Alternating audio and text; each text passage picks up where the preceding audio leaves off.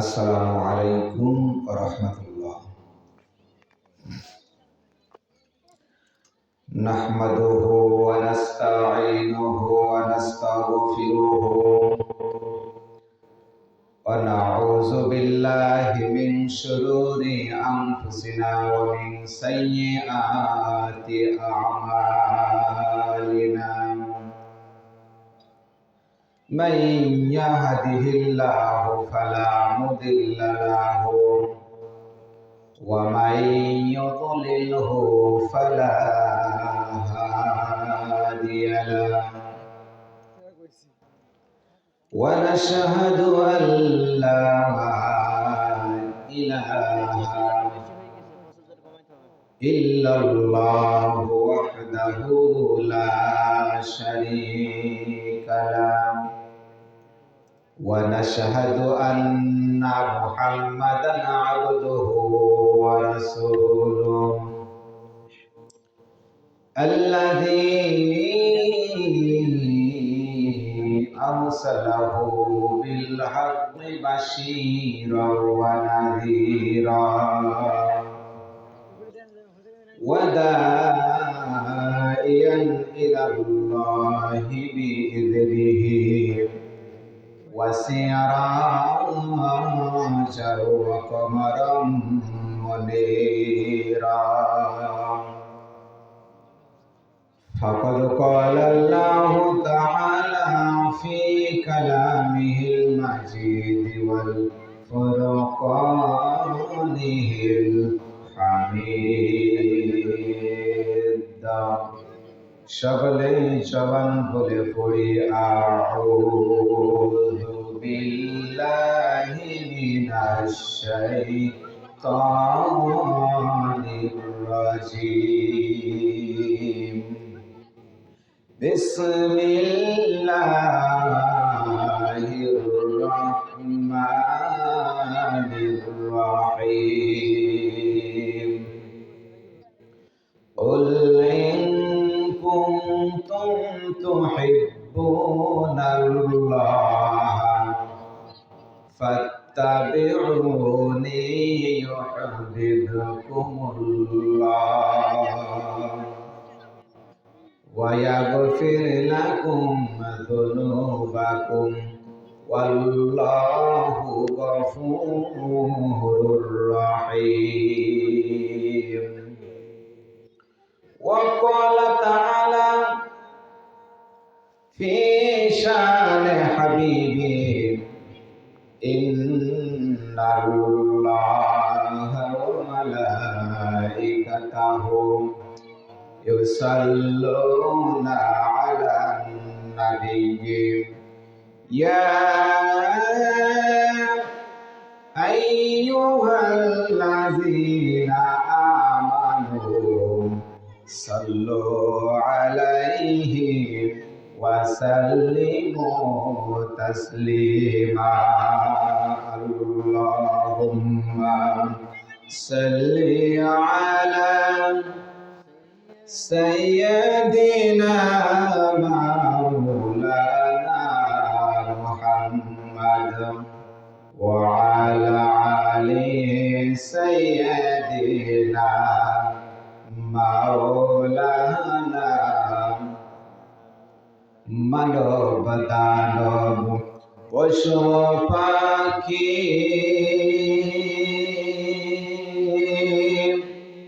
আঠারো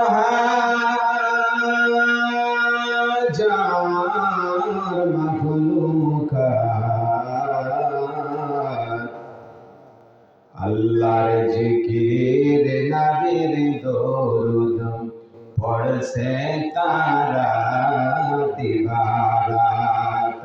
আল্লাহুম্মা সাল্লি আলা সাইয়্যিদিনা মাওলানা মুহাম্মাদ ওয়া আলা আলি সাইয়্যিদিনা মাওলানা।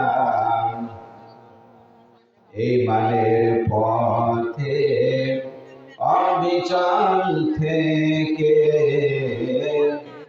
আমার মরণ যেন হয়।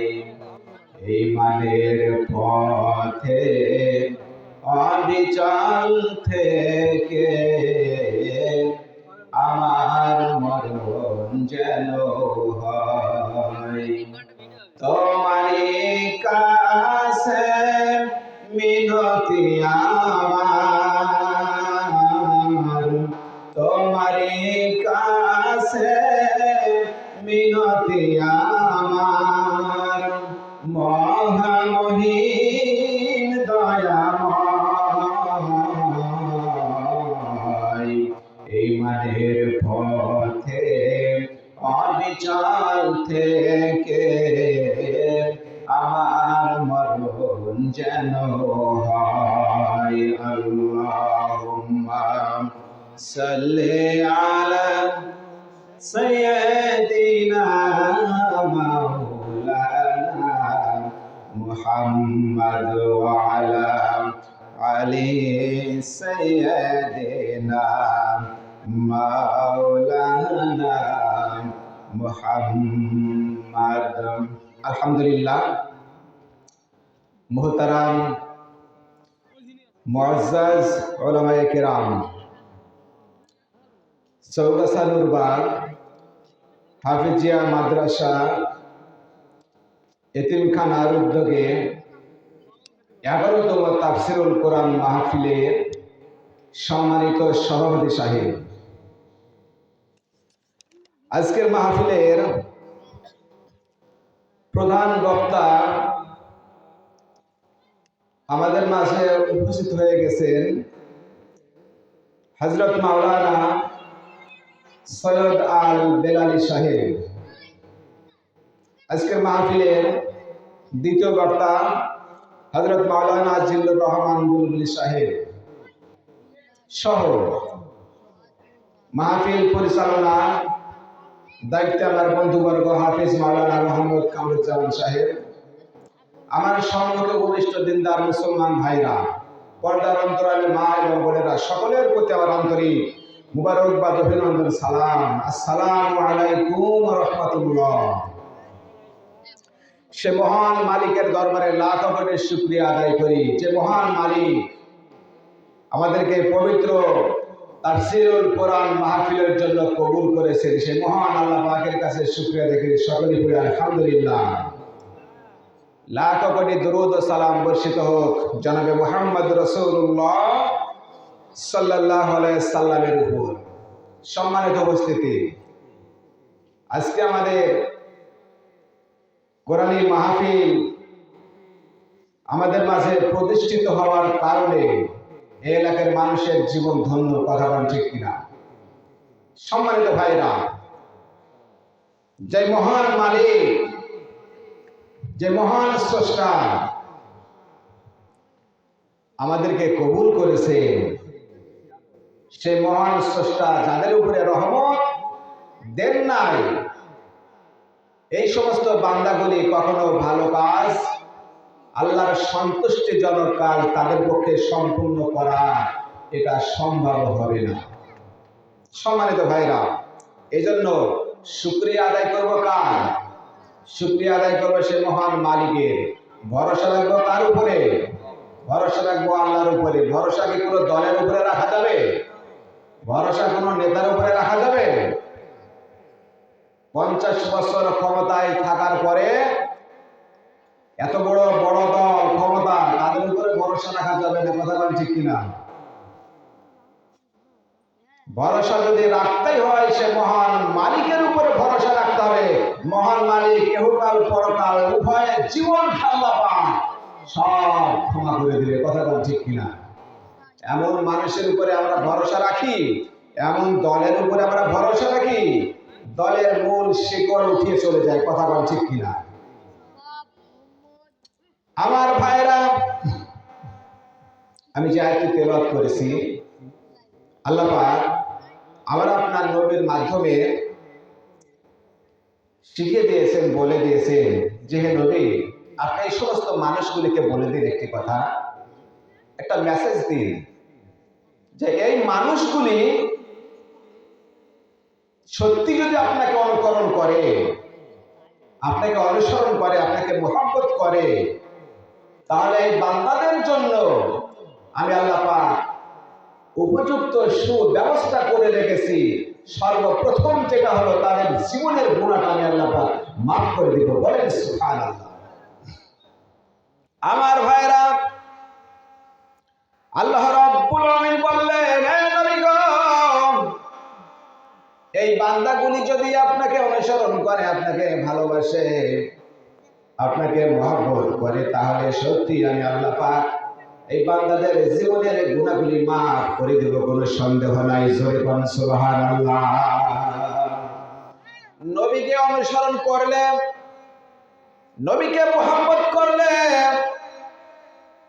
নবীর জীবনের সাথে আমাদের জীবনটা অ্যাডজাস্ট করলে, বান্দাকে আল্লাহ পাকের পক্ষ থেকে বান্দার কি পুরস্কার আসে। আল্লাহ পাক বান্দাকে কতটুকু ভালোবাসে দেখেন, প্রমাণ হয়ে যাবে। কিন্তু নবীকে বাদ দিয়ে, নবীকে ছেড়ে, নবীর জীবনকে অনুকরণ না করে যে জীবনটা বাস্তবায়ন হবে, ওই জীবনটা নিঃসন্দেহে জাহান্নামী জীবন হবে, কোনো সন্দেহ নাই। তাহলে বোঝা যাচ্ছে কি, আমাদের জীবনের চরিত্র যদি অ্যাডজাস্ট করতে হয়, শুধুমাত্র নবীর জীবনের সাথে, নবীর চরিত্রের সাথে আমাদের জীবন অ্যাডজাস্ট করা লাগবে। মুসলমান, আমরা জেনে আছি, আমরা জেনে থাকি, আমরা জেনেছি শুনেছি হযরতে ওমর রাদিয়াল্লাহু তাআলা আনহু মুসলমান হওয়ার পর থেকে আমার আপনার নবী হযরত ওমর রাদিয়াল্লাহু তাআলা আনহুকে জিজ্ঞাসা করে, বললেন, আমার যেই নবীর হাতে হাত দিয়ে কালেমা পড়ে মুসলমান হয়েছ, সেই নবী তোমাকে, তোমার কাছে প্রশ্ন করতে চাই, সেই নবী তোমার কাছ থেকে জানতে চাই, ওমরে বলো, যেই নবীর কাছে এসে তুমি ইসলামী শরীয়ত ছায়াতলে এসে তুমি অবস্থান করেছো, নিস্তব্ধ হয়েছো, সেই নবী তোমাকে প্রশ্ন করেছে, নবীকে কতটুকু তুমি ভালোবেসেছো, নবীর উপরে কতটুকু তোমার মহব্বত আছে বলো। হযরত ওমর ফারুক বললেন, ইয়া রাসূলুল্লাহ, ইয়া হাবিবাল্লাহ, যেদিন থেকে কালেমা পড়েছি, যেদিন থেকে আপনার হাতে হাত দিয়ে মুসলমান হয়েছি, সেদিন থেকে আমার পৃথিবীর জীবন বাস্তবায়ন করতে গিয়েছে, আমার বিবি বাচ্চা আছে, ছেলে সন্তান আছে, এদেরকে সবাইকে দুনিয়া থেকে ত্যাগ করতে আমি রাজি আছি, কিন্তু নবী গো, আপনার জীবন থেকে আমি এক মুহূর্তের জন্য সরে যেতে রাজি না। নবী আমার বললেন, তার মানে কি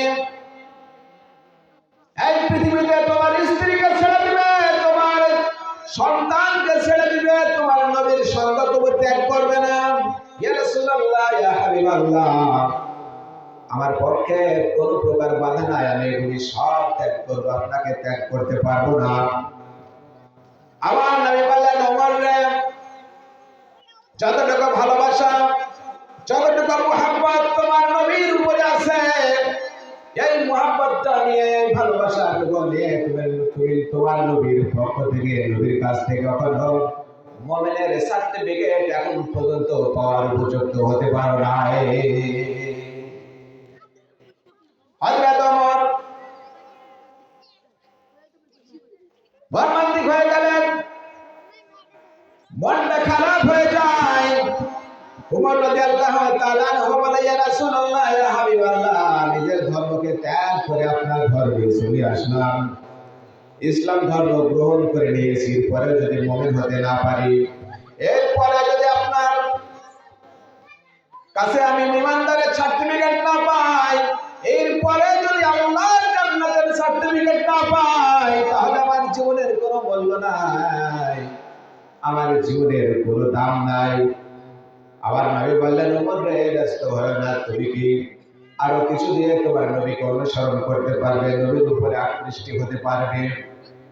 ওমর রাদিয়াল্লাহু তাআলা আনহু বললেন, ইয়া রাসূলুল্লাহ, ইয়া হাবিবাল্লাহ, যেই মহান প্রভু আমার জীবন দান করেছে, যেই মহান প্রভুর হাতে আমার জীবন, যেই মহান প্রভুর হাতে আমার মরণ, আমার ভিতরে যে জীবনটা আছে, আমার ভিতরে যে রূহটা আছে, ইয়া রাসূলুল্লাহ, আমার জীবনের সব মায়াগুলি ত্যাগ করে দিব, জীবন ত্যাগ করতে পারবো না, আমি আপনাকে কখনো ত্যাগ করতে পারবো না। জোরে বলেন সুবহানাল্লাহ। তার মানে বোঝা যাচ্ছে কি, নবী আমার বললেন তোমার নবীর উপরে এতটুকু যদি তুমি আকৃষ্ট থাকো, নবীর উপরে এতটুকু যদি ভালোবাসা থাকে, নবীকে যদি এতটুকু অনুসরণ করতে পারো আর অনুকরণ করতে পারো, তাহলে আমি নবী তোমাকে বলে দিলাম, মনে শুনে রাখো, আজ থেকে নিঃসন্দেহে তোমার জন্য মুমিনের সার্টিফিকেট বরাদ্দ হয়ে গেছে। জোরে বলেন সুবহানাল্লাহ। আমার আল্লাহ রাব্বুল আলামিন বলেছেন, হে নবী আপনি সমস্ত মানুষগুলিকে জানিয়ে দেন, বলে দেন, তারা যদি সত্যিকারের মুমিন হতে চায়, তারা যদি সত্যিকারের রহমত প্রাপ্ত হতে চায়, জীবনের সব গুণাগুলি জীবন থেকে যদি মুছে দিতে চায়, তাহলে সর্বপ্রথম নবী যেন আপনাকে অনুসরণ করে, অনুকরণ করে, আপনাকে ভালোবাসে। আপনার মহব্বত ত্যাগ করে যদি বান্দা চলে যায়, কখনো রহমত প্রাপ্ত হতে পারবে না, জীবনের গুণাটা মাপ চেয়ে নিতে পারবে না। আপনাকে যদি অনুসরণ অনুকরণ করে বাকি জীবনটা পার করে দেয়, তাহলে তার সব গুনাহগুলি আমি আল্লাহ মাফ করে দেব। জোরে বলেন সুবহানাল্লাহ। আমার ভাইরা, নবীর অনুসরণ অনুকরণ ছাড়া জীবনের কোনো মূল্য নাই। পরকালের জীবনে বান্দা শান্তির রাস্তা খুঁজে পাবে না। কথা বলেন ঠিক কিনা? এখন শোনা যাচ্ছে ভাইরা আমার, আপনি মুসলমান, আমি মুসলমান, আমি কখনো ফেরাউনের পক্ষে সাপোর্ট করবো না। কথা বলেন ঠিক কিনা? আপনারা কি ছবি দেখে সাপোর্ট করবেন?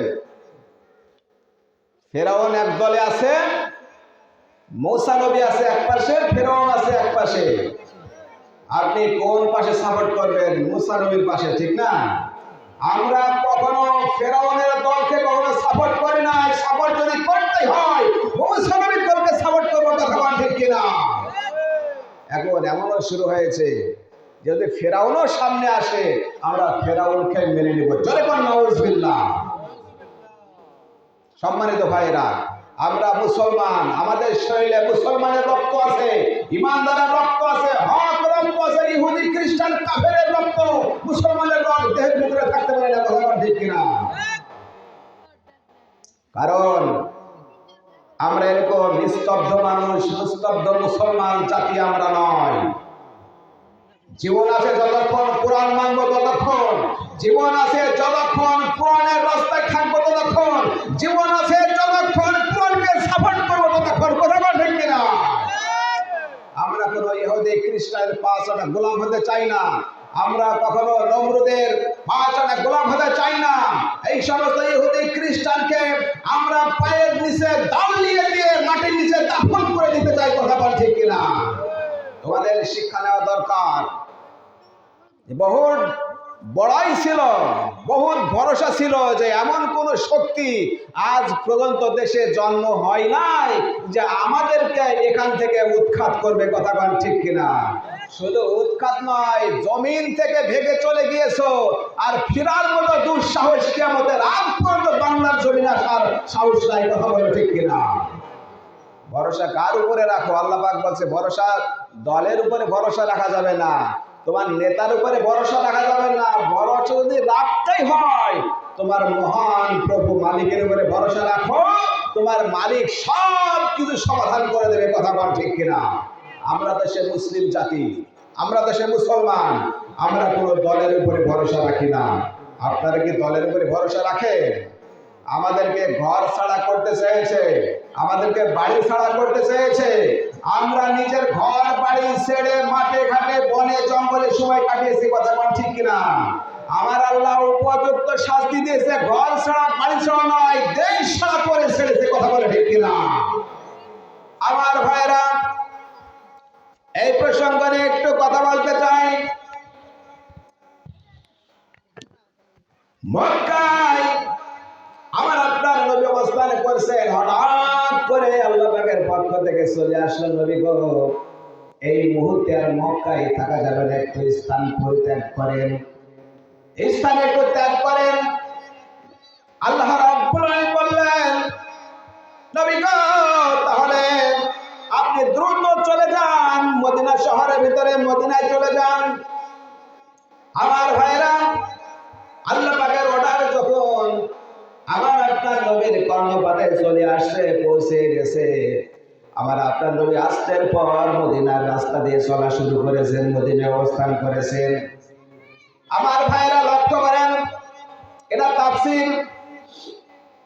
মদিনায় যখন অবস্থান করেন, আমার আপনার নবীর দিকে মানুষ লক্ষ্য করে, যত নবীর উপরে আকৃষ্ট হয়ে যায়, মুহাব্বতে পড়ে যায়, নবীর প্রেমে মুগ্ধ হয়ে যায়, নবীর ভালোবাসায় মানুষগুলি ব্যাকুল হয়ে যায়। আজকে মদিনায় আমার আপনার নবী অবস্থান করেছে, হঠাৎ করে দেখে ঘিরে একটি মানুষ, যুবক সন্তান মক্কায় অবস্থান করেছে। এত সুন্দর মানুষ তো মক্কা নগরীতে নাই, মক্কা শহরে নাই। তার কথাগুলি শুনলে যেন মহান প্রভুকে স্মরণ করিয়ে দেয়। এই লোকটা কি বলে দেখতো, যার দিকে তাকালে মনে হয় সৃষ্টিকর্তার কথা, যার কথা শুনলে মনে হয় সৃষ্টিকর্তার কথা, যার কথা শুনলে মনে হয় জীবনের শান্তি কোথায় আছে, এগুলি খুঁজে পেয়ে যাব। আরে এই লোকটি কোথায় থেকে এসেছে, হঠাৎ করে তদন্ত করতে করতে দেখা গেল এই লোকটি, এই যুবক সন্তান এসেছে মক্কা নগরী ত্যাগ করে মদিনাতে অবস্থান করছে। আহারে আমার আপনার নবী যখন মদিনা শহরে যখন অবস্থান করে, এই সময় সাধারণ জনগণকে, মদিনাবাসীকে, মদিনার মানুষগুলিকে, মেয়ে পুরুষ সবার দিকে লক্ষ্য করে আমার নবী বক্তব্য দেয়, নসিহত করে, ও মদিনার মানুষেরা রে, তোমরা যদি ইহকালীন জীবন পরকালীন জীবন সুখময় করতে চাও, জাহান্নামের আগুন থেকে বাঁচাতে চাও, কঠিন কবরের ঘোর আযাব থেকে যদি বাঁচতে চাও, কালেমা পড়ে মুসলমান হয়ে যাও। নবীর বলে চলে আসো, নবীর হাতে হাত দিয়ে মুসলমান হয়ে যাও, ইসলামের সুজিত ছায়াতলে অবস্থান করো। আর যদি জীবনটা এমন করে বাকি জীবনটা পার করে দাও, তোমাদের জন্য কঠিন ভয়ঙ্কর জাহান্নাম আল্লাহ পাক প্রস্তুত করে রেখেছেন। ওয়াইদাতুল কাফিরিন, এত শক্ত আযাব কাফেরদের জন্য, যে আযাব এত ভয়ঙ্কর। সামান্য আযাব যদি দুনিয়ার কোন মানুষ একটিবারের জন্য জানতে পারত, গোটা জীবনটাকে উৎসর্গ করে দিত, সংসার জীবনে যেতে পারত না। আরে মানুষ যখন আস্তে আস্তে নবীর দলের দিকে চলে যায়, ইসলামী সুজিত ছায়াতলে চলে যায়, মক্কা নগরের এমন একটা যুবক সন্তান ছিল যে মক্কা নগরে যদি একটা হুঙ্কার দেয়, সেই নেতার হুঙ্কারে সব গলিগুলি কাঁপা শুরু করেছে। এমন কিছু বড় নেতা নাই যাহারে এমন তো বড় নেতা হয়ে গেছে, যার হুঙ্কারে, যার কথাতে আমরা কখনো ঘরে শান্তি করে থাকতে পারি নাই। কথা বলেন ঠিক কিনা? এমন সময়ও গেছে। তো হঠাৎ করে এই লোকটার নাম ছিল আবু, খুব বীর শ্রেষ্ঠ যাকে বলা হয়, এত বীর, এত ক্ষমতা, এত বড় পাওয়ারফুল একটা নেতা ছিল আবু ইবনে মালিক। ইনি বলছে, কি রে, মদিনাতে এত বড় জনপ্রিয়তা মানুষ আবার কে ঢুকলো, এত বড় মস্তান কে হয়েছে, তাকে তো দেখার দরকার। তার নেতা কর্মীরা বলল, হুজুর সেখানে যাওয়ার দরকার নাই। কারণ যাব না কেন, সে দুইটা অপরাধ করে সে মদিনা শহরে এসেছে, আপনি কি খোঁজ রাখেন? কই না তো। সে দুইটা অপরাধ কি? এক নম্বর অপরাধ হচ্ছে তার বাপ দাদার জন্মভীতি, জন্ম স্থানকে সে ত্যাগ করে চলে এসেছে। দুই নম্বর হলো তার আত্মীয়তার সাথে সম্পর্ক ছিন্ন করে চলে এসেছে। এত বড় অপরাধ করে এসেছে, তার সামনে দেখা করার দরকার নাই। আমার ভাইয়ের এই কথাটি কেন বললেন? সারা মদিনা শহর নড়ে গিয়েছে, যেমন একটা যুবক সন্তান এসেছে, যে যুবক সন্তানের কাছে যেই ব্যক্তি যায়, কালেমা না পড়ে কখনো ঘরে ফেরে না। জোরে করে সুবহানাল্লাহ। দলে দলে কালেমা পড়ে মুসলমান হয়ে যায়। মদিনার মানুষগুলি আস্তে আস্তে নবীর দিকে চলে যায়। তারা দেখলো সর্বনাশ, ঠেকানো তো গেল না। আওয়ামী ইবনে মালিক বলছে, হুজুর সেখানে যাওয়ার দরকার নাই, সে এত বড় অপরাধী মানুষ, সেখানে অপরাধ করে মদিনাতে চলে এসেছে। কিন্তু মূল কথা এইটা না, মূল কথা হচ্ছে কি জানেন, যে এত বড় নেতা আমাদের আওয়ামী ইবনে মালিক, না জানি যদি ওই মুহাম্মদ ছেলেটির কাছে যাওয়ার পরে কালেমা পড়ে মুসলমান হয়ে যায়, তাহলে আমাদের নেতৃত্বের কোনো মান থাকবে না, সব বলে আস্তে আস্তে ভেঙে ইসলামের রাজ মদিনাতে কায়েম করে ফেলবে। এই একটা ভয় ছিল। কথা বল ঠিক কিনা? কারণ তারা জানে যে ইসলামের শাসন যদি জমিনে আসে তাহলে আর কখনো চুরি ডাকাতি হবে না। কথা বলেন ঠিক কিনা? ইসলাম যদি প্রতিষ্ঠিত হয়ে যায়, মদ ঘুষ জিনা ব্যভিচার চলবে না। ইসলামের শাসন যদি জমিনে কায়েম হয়ে যায় তাহলে কখনো স্বৈরাচারী চাঁদাবাজি চলবে না। কথা বলেন ঠিক কিনা? এই একটা ভয় ছিল, এই একটা তাদের ভিতরে দুর্বলতা কাজ করছিল, যাহারে একে কখনো নবীর কাছে, এই মুহাম্মদ ছেলেটির কাছে যেতে দেওয়া যাবে না। আমার দেশেও ঠিক এরকম এক শ্রেণীর মানুষ আছে, তারা ইসলাম সহ্য করতে পারে না। কথা বলেন ঠিক কিনা? কথা বলেন ঠিক কিনা? কারণ জানে যদি ইসলাম প্রতিষ্ঠিত হয়ে যায়, ইসলাম যদি বাংলার জমিনে প্রতিষ্ঠিত হয়ে যায়, আমাদের মস্তানি গুন্ডামি সন্ডামি ভণ্ডামি সব শেষ হয়ে যাবে। চাঁদাবাজি গুন্ডামি স্বৈরাচারী সব বন্ধ হয়ে যাবে, আমাদের সব শেষ। কথা বলেন ঠিক কিনা? এই জন্য এত লাফাসাফা আর এই জন্য এত অসুবিধা তাদেরও শুরু হয়েছে। কথা বলেন ঠিক কিনা? দেখেন কোথাকার কথা কোথায় সরে যাচ্ছে। আমার ভাইরা, এমন করে সময় চলতে থাকে, চলতে চলতে যখন এই ছেলেটির সাথে আমার আপনার নবীর সাথে দেখা করার ইচ্ছা পোষণ করেন, যখন ইচ্ছাটা জেগে যায়, জেগে যাওয়ার সঙ্গে সঙ্গে তারা বলে, নেতা কর্মীরা রে, আমি এখন তো দেখা করতে চাই সে যুবক সন্তানের কাছে, এখন কি করি বলো? ভাই না না না, দেখতে যাওয়া যাবে না। হঠাৎ করে নবীর স্বপ্নে দেখা যায়, তুমি আর কয়টা দিন যদি পার করে ফেলো আর মদিনা শহরে তোমার এই নবীকে তুমি কিন্তু খুঁজে পাবে না। এই ঘুম ভাঙার সঙ্গে সঙ্গে ঘুম থেকে উঠে বউকে বলছে, ও প্রাণের স্ত্রী রে, আজকে তুমি এখানে অবস্থান করো, প্রাণের স্ত্রী অবস্থান করো, আমি চলে গেলাম সেই মুহাম্মদের দরবারে, আমি আর কারোর কথা মানবো না, সেখানেই যেতে চাই। স্ত্রীকে বললে, প্রাণের স্ত্রী গো, আমার যদি আসতে লেট হয়ে যায় তুমি টেনশন করো না, আমি যে কোথায় যাচ্ছি তোমাকে নিউজটা দিয়ে গেলাম। নবীর দরবারে চলে গেছে, নবীর দরবারে গিয়ে দরজায় ধাক্কা দেয়, দরজায় সংকেত দেয়, ইয়া রাসূলুল্লাহ, ইয়া হাবিবাল্লাহ, আমি এসেছি। আমার নবীর ঘরের দরজাটা খুলে দিয়ে বুকের দিকে তাকিয়ে কয়, তুমি কে? ইয়া রাসূলুল্লাহ, আমি আউযু বিল্লাহি মালিক। কয়, আউযু বিল্লাহি মালিক রে, তুমি এতদিন পর তুমি এসেছো, এত লেট করলে কেন? আর যদি কিছুদিন দেরি করতা তোমার নবীকে মুহাম্মদকে কখনো খুঁজে পাইতে না। আমার ভাইরা, আমার আপনার নবী আউযু বিল্লাহি মালিককে বলছেন, মালিক রে, বসো এখানে। ইয়া রাসূলুল্লাহ, ইয়া হাবিবাল্লাহ, বসবো না। আমার নেতা কর্মীরা, আমার জনগণরা আপনার বিরুদ্ধে যতগুলি কথা বলেছে, আমি সৃষ্টিকর্তার কসম করে বলছি, এত সুন্দর চেহারাওয়ালা সুন্দর মানুষই কখনো কখনো চাঁদাবাজি, কখনো চুরি ডাকাতি খুন খারাপি হতে পারে না। জোরে পড়ি সুবহানাল্লাহ। এত বড় বড় মিথ্যা অপবাদ দিয়েছেন, এত বড় আপনার নামের বিরুদ্ধে কথা বলেছেন, আপনার দিকে তাকিয়ে আছে আমি, আপনার দিকে যত তাকাই মনের খোরাক তত বৃদ্ধি পায়। জোরে কোন সুবহানাল্লাহ। আমার ভাইরা, আমার নাই বলে না, উঠে বসো, টেনশন করো না, আমি তোমাকে ইসলামের কালেমার দাওয়াতটা দিচ্ছি, তুমি কি সত্যি কালেমা পড়বে? ইয়া রাসূলুল্লাহ, ইয়া হাবিবাল্লাহ, আমার ব্যক্তিগতভাবে কালেমা পড়তে কোনো অসুবিধা নাই, কোনো দ্বিধা নাই, কিন্তু যদি আমার নেতা কর্মীরা যদি জানতে পারে, আমার জনগণরা যদি জানতে পারে, আমার উপরে চরম আকারে তারা তালিম শুরু করবে, চরম আকারে শত্রুতা শুরু করে দেবে। আমার নাই বললেন, আপনি কোনো কথা মানা যাবে না, কালেমা পড়বা, তোমার জীবনের সব দায়িত্ব নেবেন আমার আল্লাহ।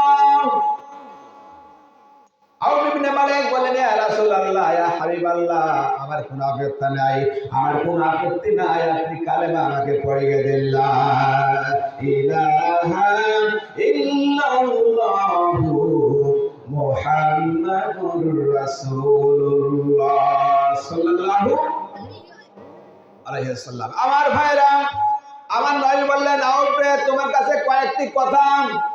ইয়া রাসূলুল্লাহ, ইয়া হাবিবাল্লাহ, আমার কথা হলো, তোমার ফ্যামিলির ভিতরে জনসংখ্যা কয়জন আছো? আমার নবীকে বললেন, ইয়া রাসূলুল্লাহ, ইয়া হাবিবাল্লাহ, আমার ফ্যামিলির ভিতরে আমি সহ মোট 3 জন আমরা সদস্য, আমার স্ত্রী, আমার একটা ছেলে আছে। বিশেষ করে তোমার স্ত্রী, তোমার সন্তানকে অবশ্যই কালেমার দাওয়াত তুমি পৌঁছিয়ে দিবে। জোরে বলেন সুবহানাল্লাহ। আমার ভাইরা, আউযু বিল্লাহি মালিকের ভিতরে যে ভয় ছিল, মনের ভিতরে যে দুর্বলতা কাজ করছিল সেটার কিছুই নাই। সে বুকের সাহস নিয়ে চলে যাচ্ছে, যেতে যেতে যেতে নিজের বাড়িতে যখন পৌঁছিয়ে যায়, নেতা কর্মীগুলিকে একত্রিত করে বলে, ও নেতা কর্মীরা, তোমরা কি জানো আমি গত রাত্রিতে ওই মুহাম্মদের দরবারে গিয়েছিলাম। সবাই তো চমকিয়ে গেছে যে মুহাম্মদের দরবারে যে গেছে সে কখনো সুস্থভাবে জ্ঞানে সে কখনো ফিরে আসতে পারে নাই, ব্রেনকে ধুলোই করে কালেমা পড়ে দিয়েছে। না জানি আমাদের নেতা, আমাদের হুজুর যদি এমন করে কালেমা পড়ে মুসলমান হয়ে যায় তাহলে আমাদের দলের কোন অবস্থা হবে। সব তো চলে যাচ্ছে ইসলামের পক্ষে, কথা বল ঠিক কিনা? এখনো বাংলার জমিনে এরকম হয়ে গেছে, যত দিন যায় তত যেন মানুষ ইসলামের পথে যেন প্রমাণ সহকারে তারা যোগদান করছে। জোরে বল সুবহানাল্লাহ। এতটার পরেও যদি বান্দা কোন মানুষ ফেরাউনের দিকে সাপোর্ট করে, এর কপালে দুর্ভাগ্য ছাড়া সৌভাগ্যর আশা করা যাবে না। কথা বল ঠিক কিনা? অপূর্ব সুযোগ, স্বাধীনতা বাংলার, স্বাধীনতা জীবন বাংলার মানুষ ফিরে পেয়েছে। কথা বল ঠিক কিনা? আমার ভাইরা, মালিক বললেন, কর্মীরা শুনে নাও, গত রাত্রিতে আমি এই নবীর দরবারে গিয়েছিলাম, গিয়ে আমি কালেমা পড়ে মুসলমান হয়ে গেছি। আমার আপনার নবীর কথা যখন ধরে তুলেছেন, কয় হুজুর তো আপনি যখন যেতে চেয়েছেন আমাদের সাথে পরামর্শ করেছেন, আমরা বারবার বারণ করেছি এত বড় অপরাধী লোকের সামনে কখনো যাওয়া যাবে না, আপনি কেন গেলেন? আমাদের সাথে পরামর্শ করলেন না, আপনি তো সেখানে গিয়ে খুব ভুল করেছেন। আর বললেন নেতা কর্মীরা, হ্যাঁ সত্যি আমি ভুল করেছি। তার কারণ হলো এক নয় দুই নয় ৬টা বছর গত হয়ে যাচ্ছে আমি সেই দরবারে যেতে পেরেছিলাম না, তোমাদের কথা অনুযায়ী পিছে পিছে হেঁটে হেঁটেছিলাম। আমি যদি আজকে মারা যাইতাম তাহলে আমি কখনো নবীর চেহারাটা দেখতে পাইতাম না, নবীর দর্শন কখনো ভোগ করতে পারতাম না, আমি মুসলমান হতে পারতাম না। এটার কারণে আমি বড় ভুল করেছি, আমাকে আরো অনেক আগেই নবীর দরবারে যাওয়া দরকার ছিল। জোরে বলেন সুবহানাল্লাহ। মুসলমান জানতে চাই, এখনো যারা ভুলের পথে আছো, ফেরাউনের পক্ষে আছো, ফেরাউনের দলকে চাপাট করতেছো, তোমার তাড়াতাড়ি ফিরে আসে। কথা বল ঠিক কিনা? এরকম মানুষ আছে না? সবাই কি মুসা আলাইহিস সালামের পক্ষের লোক বাংলাদেশে আছে এরকম বলতে পারবেন? সবাই কি নবীর পক্ষের লোক? আবু জেহেলের পক্ষেরও লোক আছে। কথা বল ঠিক কিনা? যদি নাই থাকবে, নবীর বিরুদ্ধে কথা বলতো না, কোরআনের বিরুদ্ধে কথা বলতো না, আলেম ওলামার বিরুদ্ধে কথা বলতো না, কোরআনের বিরুদ্ধে কথা বলতো না। কথা বল ঠিক কিনা? আমার ভাইরা, ওভেনে ঘোষণা হয়ে গেল, মদিনা শহর তোলপাড় শুরু হয়ে গেছে, সর্বনাশ সর্বনাশ। আর তো কালেমা পড়ে মুসলমান হয়ে গেছে, এখন আমরা করবো কি? এখন জনগণ যাচাই বাছাই করতে গেলে ওই মুহাম্মদের ধর্ম ১০০-র ভিতরে ৯৫টা চলে যাচ্ছে জনগণ, আর আমাদের মাঝে মাত্র ৫টা সাপোর্ট করছে। দেখেন মিলছে কিনা, কোথায় যাচ্ছে? ও মুসলমান, শিক্ষা নিতে হবে। নবীর পক্ষে যদি সাপোর্ট করো, নবীর সুপারিশ তোমার জন্য ওয়াজিব হয়ে যাবে, কোনো সন্দেহ নাই। কথা বলেন ঠিক কিনা? আমার ভাইরা, চরম আকারে তোলপাড় শুরু হয়ে গেল। মদিনা শহরে আবুবের স্ত্রীর কাছে নেতা কর্মীরা গেছে, আবুবের স্ত্রী, তুমি কি শুনেছো তোমার শান্ত মুসলমান হয়ে গেছে, কালেমা পড়ে, এখন সিদ্ধান্ত কি করা যায় বলো? তুমি যেন খবরদার মুসলমান হয় না, তুমি আমাদের পক্ষে থাকো, তোমাকে কাছে রেখে পাশে রেখে তোমার স্বামীকে এমন একটা উপযুক্ত শিক্ষা দিব, জীবনে যেন কালেমা আর কখনো পড়তে না যায়। আমরা বলতে চাই, তোমাদের হুঙ্কার শুনে মুসলমান কখনো কোরআন থেকে ফারেক হয়ে যাবে না। কথা বলতে কিনা?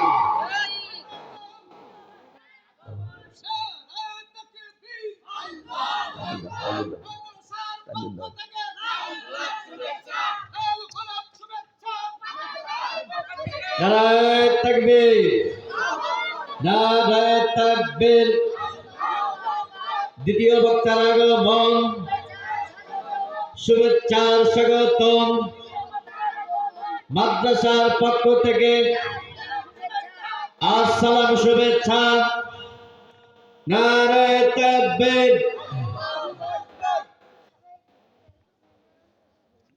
আমরা বুঝতে পারছি যে মুসলমানের গায়ে মুসলমানের রক্ত কখনো এরকম নিস্তব্ধ হতে পারে না। যতই হুঙ্কার আসুক আর যতই হামকি ধামকি আসুক না কেন, মুসলমান কোন হুঙ্কার দেখে কোন হামকি ধামকিতে মুসলমান কখনো ডরায় না। কথা বল ঠিক কিনা? এই জন্য আমরাও কখনো কোনো প্রলোভনে পড়ে আমরা কখনো কোরআনের বিপক্ষে যেতে চাই না। সম্মানিত ভাইরা, কথা কি বুঝতে পারছেন? আমার ভাইরা, শেষ পর্যন্ত গোটা ফ্যামিলি একে একে এক এক করে সবগুলি কালেমা পড়ে মুসলমান হয়ে গেছে। আল্লাহ পাকের পক্ষ থেকে গায়বী মদদ, গায়বী উপহার এসে গোটা পরিবারকে জান্নাতি ঘোষণা করেছে। জোরে বল সুবহানাল্লাহ। এই জন্য আমরা যারা আছি, ঠিক আমাদেরও একটা অপূর্ব সুযোগ ভাইরা। এই সুযোগে আমরা কখনো সময়টাকে নষ্ট না করে অবশ্যই আমাদের সময় আছে যতক্ষণ, জীবন আছে যতক্ষণ, কোরআনের পক্ষে সাপোর্ট করবো ততক্ষণ। কথা বল ঠিক কিনা? এই জন্য আমরা যেহেতু মুসলমান, আমরা কোনো অন্য বেধর্মী বেজাতি নয় যে আমরা কখনো মুসলমানের বিপক্ষে অবস্থান নিব। এজন্য আমরা সেই মহান প্রভুর দরবারে আমরা সদা সর্বদা প্রার্থনা করব যেন আমাদের বাকি জীবনটাকে আল্লাহ পাকের কোরআনের জন্য আমাদের জীবনকে কবুল করুক। আমরা বলি আমিন। যেহেতু আমাদের সম্মানিত মেহমান চলে এসেছেন, দ্বিতীয় বক্তার সামনে আর কোনো কথা নয়। আমরা সকলেই মনোযোগ সহকারে আমরা তাফসীরুল মাহফিলের আদব রক্ষার্থে কথাগুলি শুনবো। আল্লাহ পাক যেন আমাদের সকলকে তৌফিক দান করেন। আমরা সকলে বলি আল্লাহুম্মা